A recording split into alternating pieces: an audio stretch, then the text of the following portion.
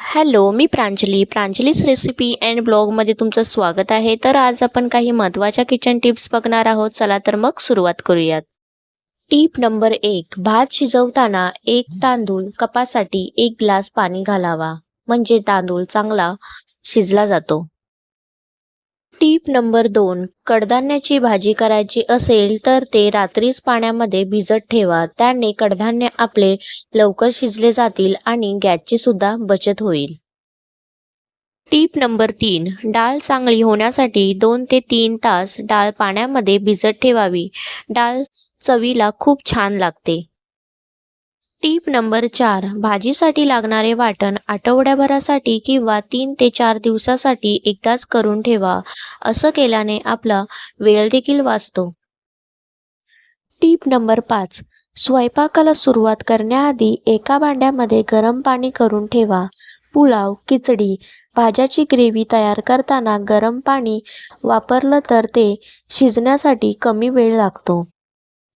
Tip number 6. भाकरीचे पीठ जुने झाले असेल तर ते कोमट पाणी घालून पीठ मळून घ्या.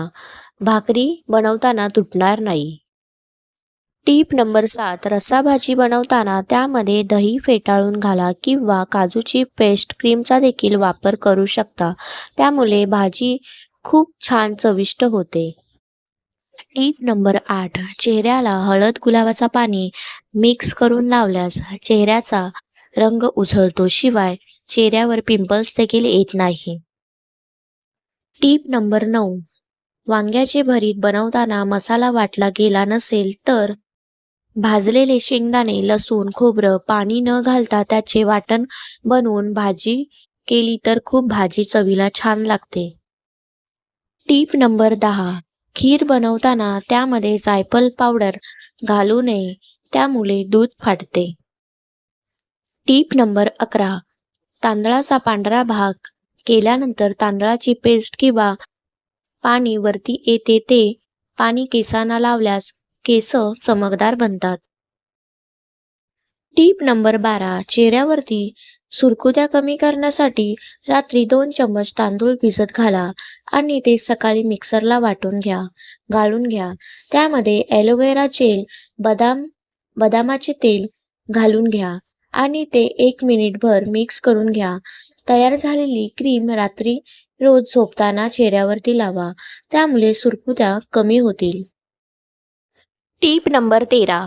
पालेभाजी, कोथिंबीर टिकवण्यासाठी वर्तमानपत्रामध्ये बांधून प्लास्टिकच्या पिशवीत ठेवा, त्याने खराब होणार नाही.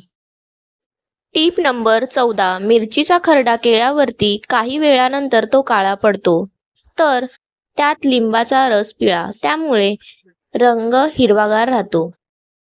Tip number 15.